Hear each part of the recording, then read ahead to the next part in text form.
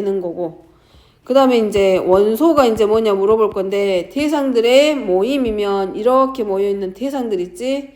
기준이 있으면 그 기준에 의해서 모여있는 대상 하나하나를 뭐라고 하냐면 원소다라고 해. 그래서 원소의 뜻은 집합을 구성하고 있는 대상 하나하나.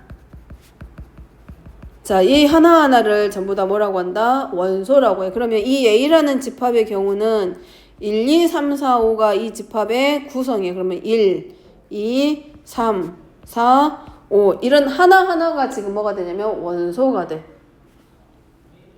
집합은 영어로 뭐 굳이 안 써도 되는데 요런 단어를 집합이라고 하고, 원소는 이제 원소하고 집합 사이에서의 관계를 먼저 확인을 할 건데, 이 기준이 있으면 그 명확한 기준에 의해서 만들어지는 이런 대상 하나하나를 원소라고 하고, 얘가 원소냐 아니냐를 판단하는 방법은 이런 컴마와 컴마, 이 점과 점 사이에 있는 이런 거 하나 얘네들이 전부 다 뭐냐면 이 집합을 구성하는 원소들이 돼. 그러면 A라는 집합은 이렇게도 쓸 수 있지. A, C, E. 무슨 말이냐면 집합을 쓸 때 이름은 이렇게 알파벳 대문자로 표현을 하고, 그 다음에 그 원소들은 이제 어떻게 소문자로 많이 표현을 하고.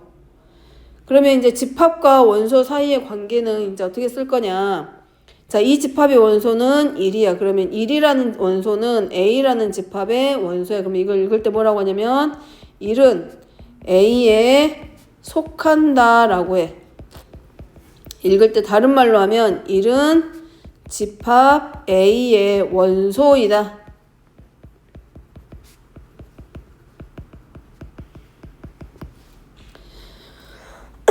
또, 자, A가 집합 A의 원소가 A와 C와 E로 이루어져 있으면, 자, D는 A라는 집합의 원소가 아니다. 얘는 이제 뭐라고 쓸 거냐면 D는 A에 속하지 않는다. 이 집합의 원소가 아니라면 속하지 않는다라고 읽고, D는 집합 A의 원소가 아니다.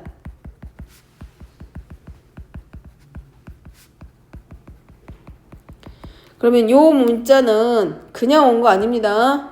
원소라는 뜻을 가지고 있는 이 영어의 첫 글자 이를 따가지고 와서 나타낸 글자야. 그래서 이 대문자 이를 둥그렇게 쓰는 거지. 그럼 얘가 뭘 말한다? 집합. 여기 앞에는 반드시 누가 오고 원소가 오고, 이 열려져 있는 방향 쪽으로는 누가 적어지고 집합이 표현이 되는 거야. 그래서 원소와 집합 사이의 관계.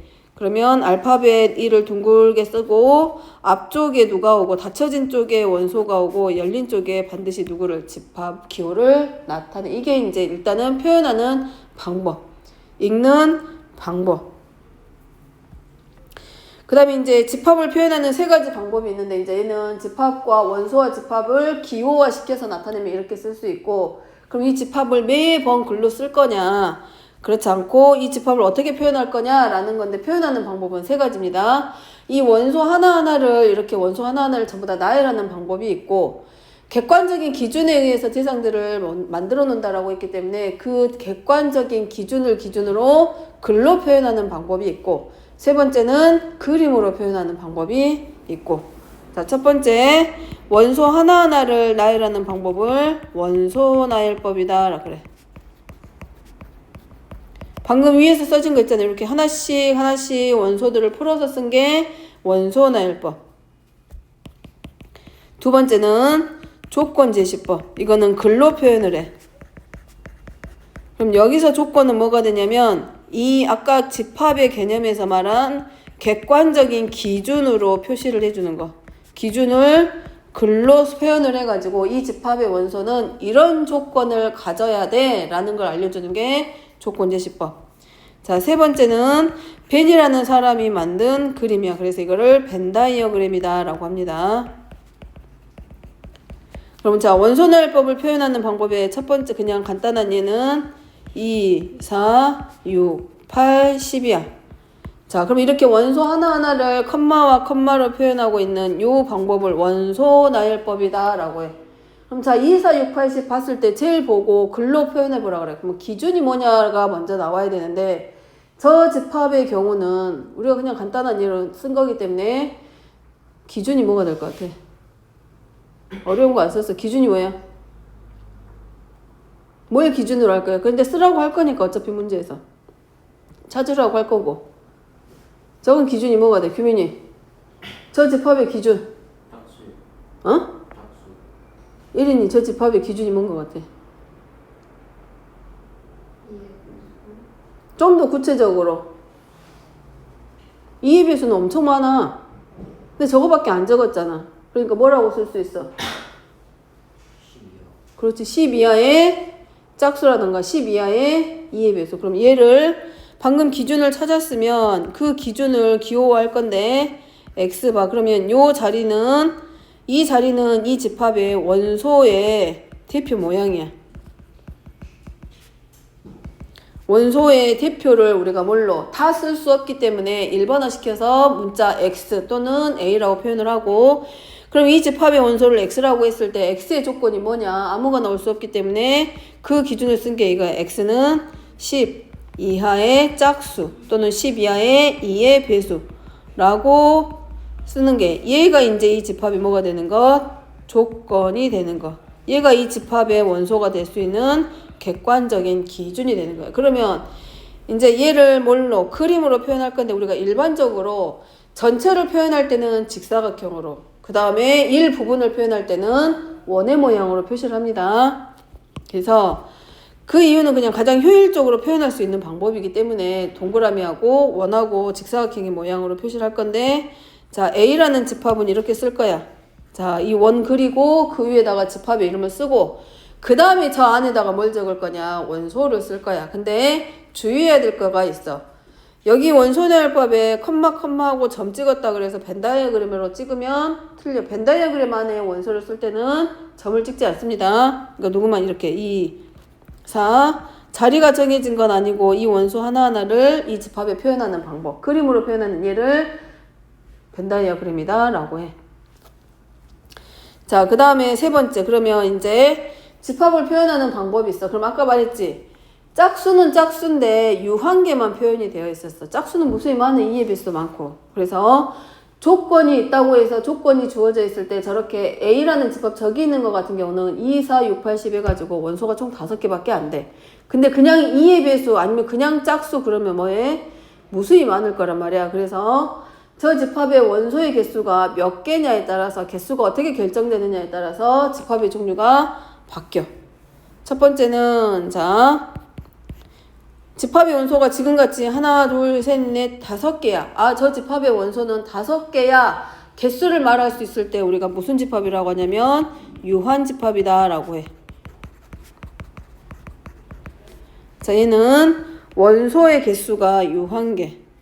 유한집합은 원소의 개수가 유한계일 때를 유한집합이다라고 합니다. 그럼 무슨 말이냐면 개수를 셀 수 있을 때, 원소의 개수를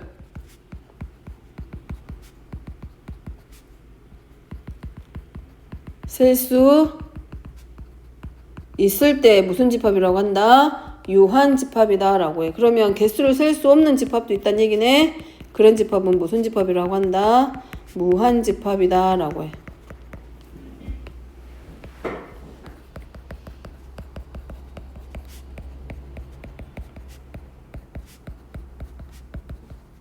자, 이거는 많아서 셀 수 없는 거는 무한집합입니다. 자, 가장 간단한 예로 유리수로 들어가는 집합들 아니면 소수, 예를 들어서 이런 애들. A는 X바, X들의 모임인데 어떤 X들의 모임이냐, 이런 애들. 2보다는 크거나 같고 3보다는 작다. 대신에 얘는 X는 뭐이다? 유리수이다. 또는 실수이다. 그럼 이 범위 안에 들어가는 유리수는 무수히 많아. 기하분수도 있을 거고, 그 다음에 순환소수도 들어갈 거고, 이런 애들 많이 있을 거 아니야. 그러니까 셀 수 없어. 그럼 이런 집합을 우리가 무한집합이다 라고 해. 근데 유한집합 중에서, 어떤 집합 중에서 특이한 집합이 있어. 어떤 집합이냐면 공집합. 자, 공집합이니까 말 그대로 비어있다는 뜻이야. 그래서 얘는 특이하게 원소의 개수가 0개야.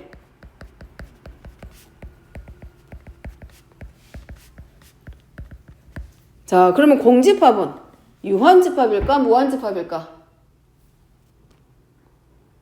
질문하는 거는 생각을 해보라는 얘기야. 맞고 틀리고를 물어보려고 하는 게 아니라. 얘는 유한집합일까? 무한집합일까? 응? 그러지. 말했잖아. 유한집합은 개수를 셀 수 있으면 유한이야. 셀 수 있다는 얘기는 몇 개 이렇게 말할 수 있는 거야. 셀 수 있다는 얘기는 개수를 말할 수 있다는 얘기거든. 그럼 공집합은 개수가 몇 개야? 원소가 0개야. 그럼 개수를 말할 수 있는 집합은 유한집합. 아주 단순하게 생각하면. 근데 몇 개인지 셀 수조차도 없어. 말할 수조차도 없어. 그럼 그런 애들이 바로 무한집합. 그래서 공집합의 경우는 자, 집합기호는 이제 요거지. 집합기호 얘야. 바깥쪽에 있는 애가 바로 뭘 말하냐면 집합을 표시를 해주는 거야. 지금 계속 이렇게 쓰고 있잖아.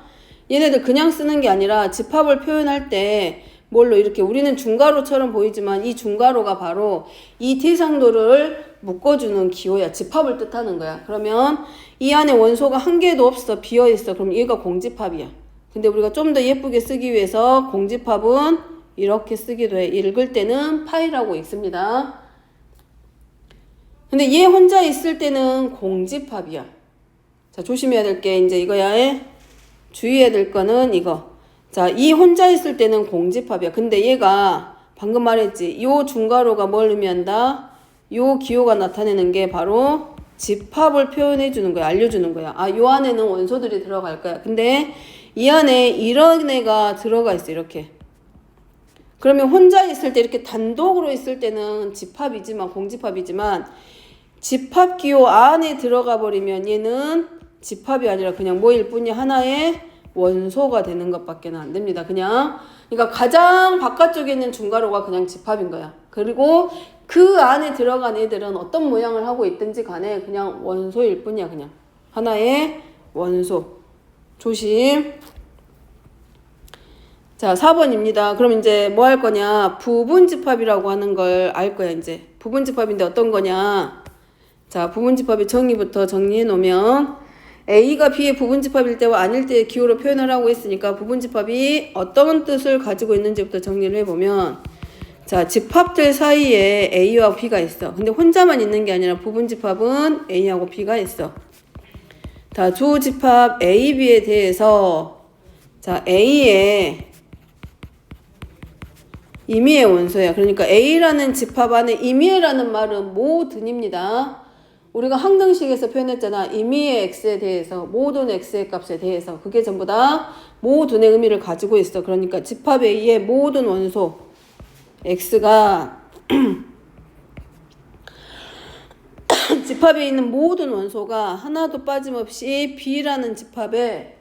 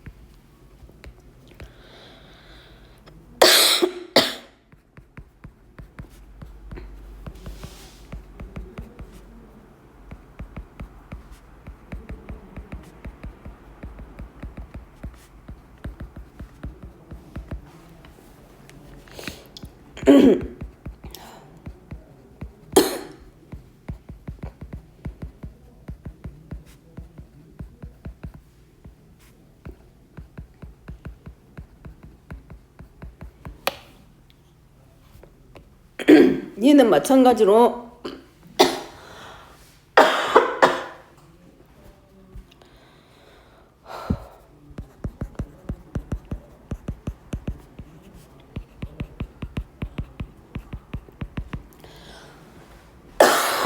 이 기호는 집합하고 집합의 관계를 표현을 하고, 얘는 그냥 나온 글씨가 아니라 이 영어 단어의 첫 글자 C 떠가지고 와서 포함 관계를 표시해주고 있는 기호입니다.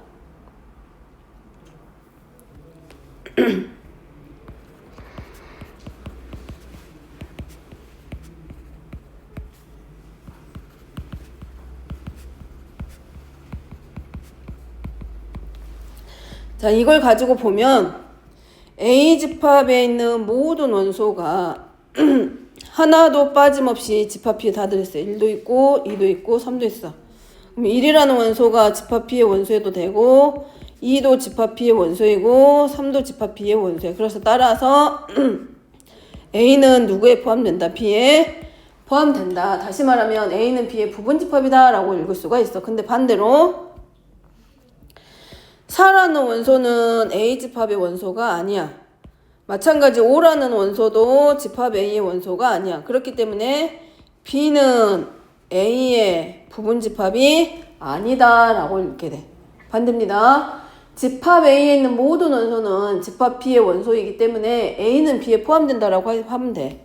A는 B의 부분집합이 되지만 반대로 집합 B에 있는 모든 원소가 집합 A에 속하는 건 아니기 때문에 B는 A의 부분집합이 아니다, 또는 B는 A에 포함되지 않는다라고 봅니다. 다섯 번째는 우리 그거 있지?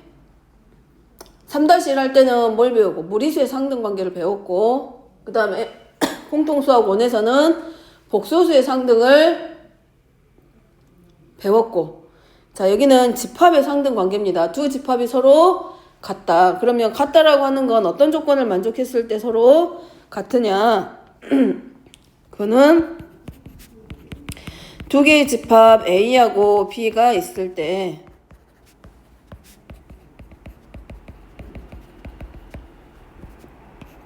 두 집합이 서로 같으려면 A가 B에 포함돼야 되고 마찬가지 B가 반드시 A에 포함되었을 때, 아주 쉬운 말로 그거야. A 집합에 있는 원소와 B 집합에 있는 원소의 모양도 같아야 되고 개수도 같아야 돼. 그랬을 때 두 집합은 서로 같다. 그러면 두 조건을 모두 만족시키면 두 집합 A하고 B는 서로 같다.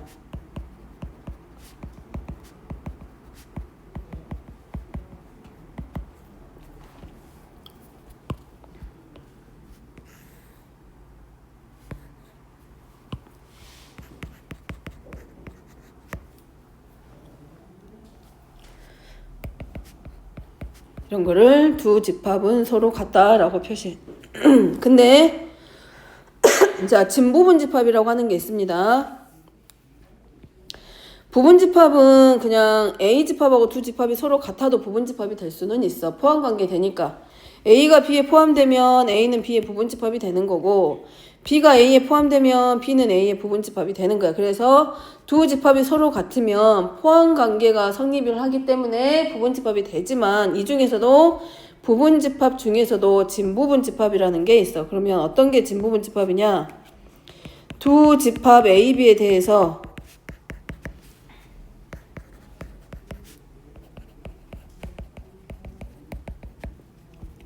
A가 B의 진부분집합이래. 그 말은 A가 B에 포함되기는 해. A가 B에 포함돼. 근데 A하고 B가 서로 달라. 그럴 때 집합 A를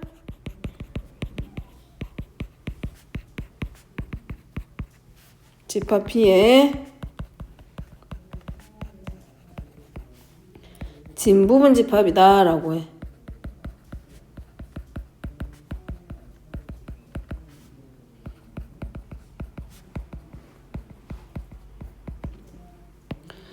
그럼 여기서 알 수 있는 게 뭘 할 수 있다?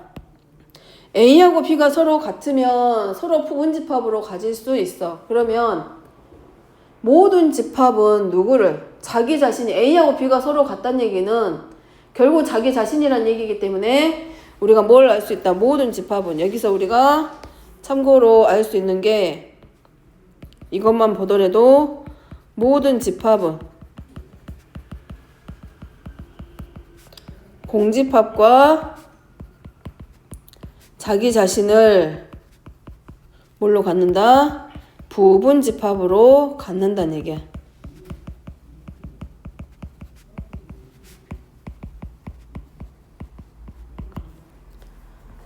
그래서 부분집합을 만들 때는 반드시 다른 데서 가지고 오는 게 아니라 어떤 한 집합이 있어. 그럼 그 집합의 부분집합을 찾아라 그러면 그 집합을 이루고 있는 원소들을 가지고 만드는 거야. 예를 들면 이런 거. 자, A라는 집합이 그냥 1하고 2하고 3만 있어. 그러면 이 집합의 부분집합 찾으래. 그럼 어떻게 찾냐? 모든 집합은 부분집합이 가지고 있는 특징이 공집합과 자기 자신을 부분집합으로 가지고 있고 이 집합의 부분집합이 되려면 어디를 가지고? 얘네들 가지고 만들어진 집합만 부분집합이 되기 때문에 공집합이 된다거나 원소가 하나인 1만 가지고 있다거나 요런 애들 또는 1하고 2를 또는 1하고 2로 3으로 만들어져 있는 또는 2와 3으로 만들어져 있거나 아니면 2, 3, 4 요런 애들이 바로 뭐가 된다? A라는 집합의 부분 집합이 되는 거야. 됐죠? 얘는 이해됐어? 자, 그 다음에 여기서 하나 빠진 게 있는데 하나만 적고 가게. 여기 보면 원소의 개수에 따라 분류한다고 되는데 원소의 개수를 표현하는 방법을 잠깐 적을게. 자, 유한계라고 되어 있기 때문에 자, 집합의 원소의 개수를 표현하는 방법. 자, 이렇게 적으면 돼. A라는 집합이 있는데 여기 있는 것처럼 2, 4, 6, 8, 10이야. 그럼 이거 유한 집합입니다. 이걸 다 하면 자, 얘는 유한 집합이야. 그러면 이 집합에 A라는 집합에 집합 A의 원소의 개수가 몇 개야? 우리 개수 셀 수 있어. 그러니까 몇 개? 5개 이렇게 쓸 거란 말이야. 근데 얘를 원소의 집합의 원소의 개수를 쓸 때 어떻게 쓸 거냐? 기호화 시킨 게 이거야. N하고 A야. 그럼 이 가로 안에는 누가 오게 되고 항상 이 자리에는 집합이 오고 그 다음에 요 N이 나타내는 게 뭐냐면 원소의 개수를 물어보는 거야. 그러면 A라는 집합의 원소의 개수가 몇 개야? 라고 물어보는 거기 때문에 몇 개라고 쓰면 된다. 5 라고 쓰면 돼. 그럼 공집합의 경우는 이렇게 쓰겠지. 또 그러면 N하고 요 기호가 들어가 있잖아. 그러면 공집합의 원소의 개수가 몇 개야? 그러니까 몇 개? 0개 이렇게 표현할 수 있어. 그래서 이거는 기호 외에는 기억합니다. 집합의 원소의 개수 표현하는 방법 이렇게 N과 집합과 기호 이 기호를 가지고 표현할 수 있는 거. 그래서 집합이 있고 집합의 이름이 있고 앞에 N이 붙어있다. 그 말은 아, 이 집합의 원소의 개수가 몇 개냐고 물어보는구나 라고 생각을 하면 돼. 그럼 자, 이건 참일까 거짓일까?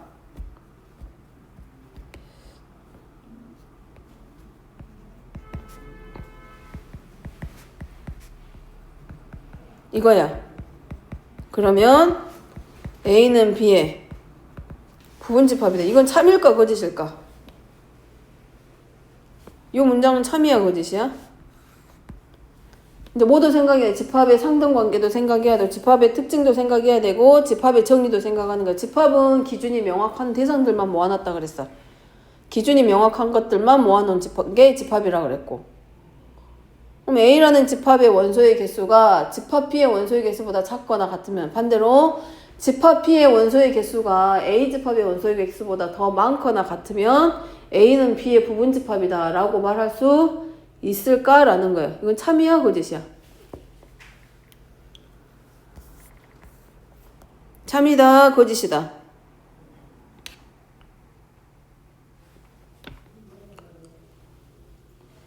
참이야 거짓이야? 규민이 참 거짓.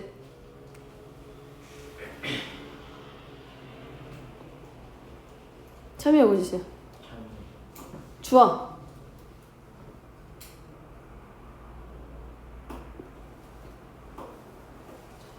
참. 예린이는? 참이야? 그럼 다수결로 참이라고 할까? 자, A라는 집합이 이렇게 있어. 아까 말했지, 집합은 기준이 명확해야 된다고. A라는 집합은 2라고 2야. 그러면 A 집합의 원소의 개수는 2는 맞아.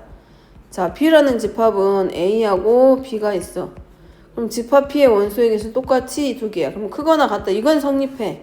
근데 얘네 둘은 같다라고 할 수 있을까? A가 B에 포함된다 라고 할 수 있어 없어? 없지. 그래서 개수가 더 많다거나 개수가 같다고 해서 두 집합이 서로 같은 건 아니야. 그래서 두 집합 사이에서 포함 관계가 되려면 어쨌든 원소가 포함도 돼야 되지만 모두 성립해야 돼. 그 기준도 같이 가야 되겠지. 그래서 이거는 항상 원소의 개수가 더 많거나 같다라고 해서 A가 원소의 개수가 더 작은 집합이 원소의 개수가 더 많은 집합에 포함되는 거는 아니다.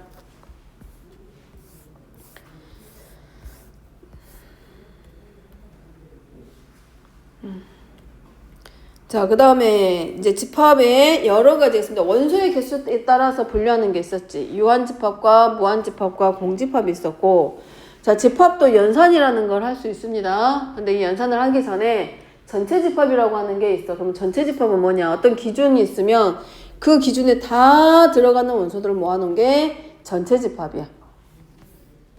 그리고 여집합이라는 것도 나오고 전체 집합이라는 것도 나오는데, 자, 전체 집합을 표현을 해보면 전체 집합은 모든 집합을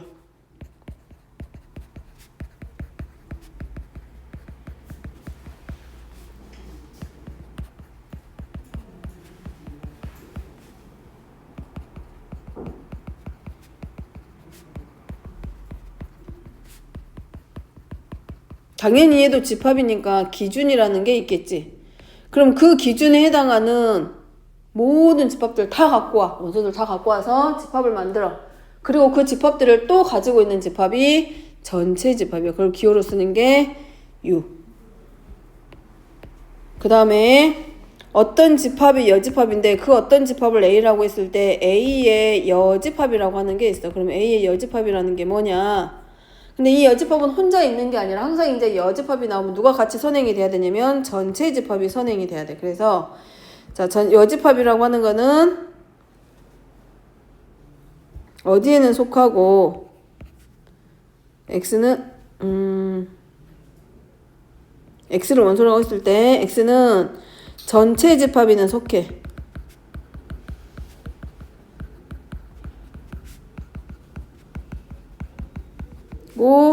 A에 속하지 않는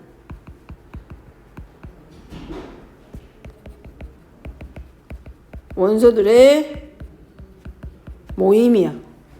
그리고 얘를 여집합이 보이죠? 이 알파벳 C를 따가지고 와서 얘를 기호로 나타낸 게 바로 A의 여집합을 뜻해. 기호로. 전체 집합은 우리가 항상 뭘로? U로 나타낼 거고, 그 전체 집합 안에 들어있는 집합 중에서 A라는 집합의 여집합이야.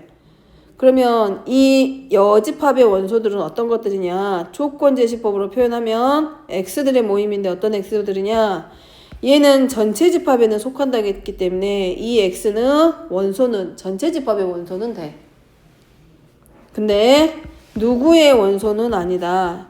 A라는 집합의 원소가 아닌 대상들의 모임을 여집합이다 라고 해.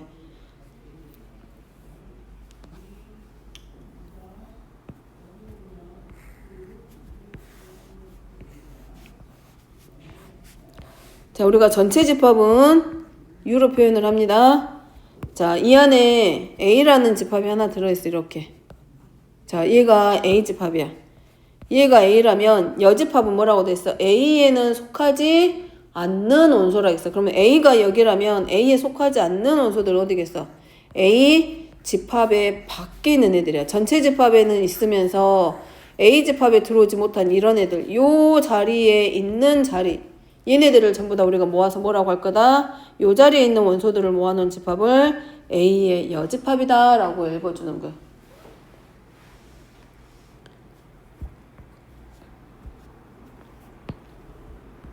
그럼 A의 여집합도 여집합이니까 이제 이렇게도 볼 수 있겠네. 전체 집합 U를 기준으로 해서 자, 이번에는 얘가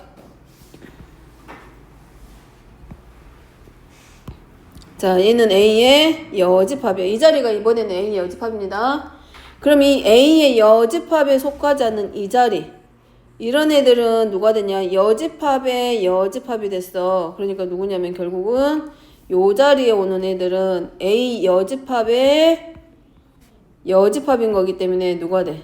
A. 그래서 여기 오는 애들은 A야, A. 그래서 특징이 여집합이 가지고 있는 성질이 어떤 여집합의 여집합은 자기 자신 A가 되는 거고, 그 다음에 전체 집합에 들어가지 못한 애들은 전부 다 뭘로 본다? 그 조건에 만족하는 원소가 없는 쪽이기 때문에 공집합이라고 읽고, 공집합의 여집합은 이제 결국은 뭐가 된다? 전체 집합과 같다. 이게 여집합이 가지고 있는 특징입니다.